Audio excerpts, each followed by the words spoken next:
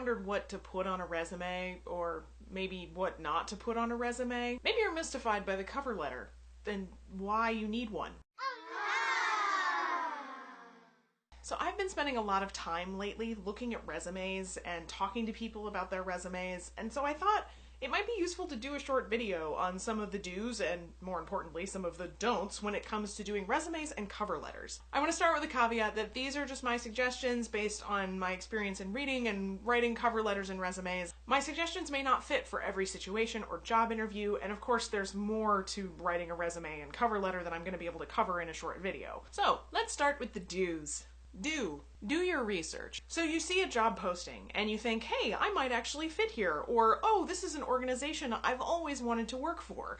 What do you do next? Well, I would recommend going directly to the internets. Doing your research about an organization or about a job position is really important. Whether or not you know about the organization, looking on their website, maybe even contacting them for an informational interview, your knowledge about the organization can really come through in the cover letter and in your resume. You can also work your network, so if you know somebody who knows somebody who knows somebody who might be able to put you in touch with somebody at the organization, it's often worth reaching out. Do craft your cover letter and resume for each and every position you're applying for.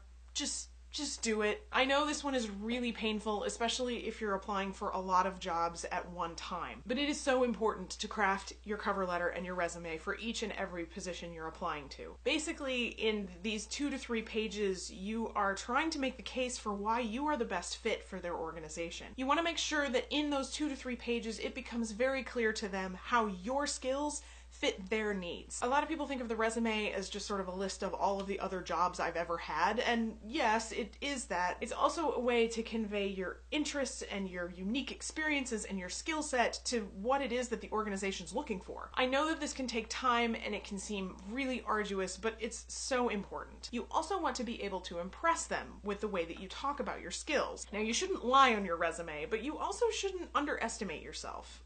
And one of the things that I recommend is that you talk to a close friend or colleague, somebody who knows you, somebody who knows your skills or your personality, somebody who can talk through a little bit what they see in you and what they think are valuable skills and personality traits that you should represent in your resume. Because oftentimes our friends are way better at seeing the qualities that we can't recognize in ourselves. In the cover letter, you really want to make the case for why you're the best fit for their organization. I often recommend starting off a cover letter with a few sentences about the organization to which you're applying to convey that you understand what it is that they do, what they care about, and what they're looking for. Then you want to spend the next paragraph or so outlining how the experiences on your resume fit the needs that the organization has. And you want to be pretty specific here. The more you're able to articulate how your skills meet their needs, the more impressed they're going to be. And I cannot stress this enough, the cover letter is so important. It's what gets you in the door for an interview. Choose your words. So when you're writing your cover letter and your resume, you want to be pretty specific about the words that you're using. I often recommend to people using what I call mirroring. I do this in grant writing a lot too, where I'll go to an organization's website and I'll take note of the words that they use to describe their work, and I'll try to use those words when I'm writing a cover letter or a grant application. Basically, the more you're able to convey that you understand their lingo and the way that they talk about the work, you're more likely to seem like, to them at least, somebody who's already on board with the work, who's already drunk the Kool-Aid. Don't blindly apply for everything. And especially don't copy paste the name of the organization and the position title into a form letter and expect that to work. It's a waste of your and your potential employer's time, and we see right through that, so cut it out. Don't submit more or less than what's asked for. Oftentimes in a job application, people will ask for just a resume and cover letter at the first blush. So if they ask for a resume and cover letter, give a resume and a cover letter.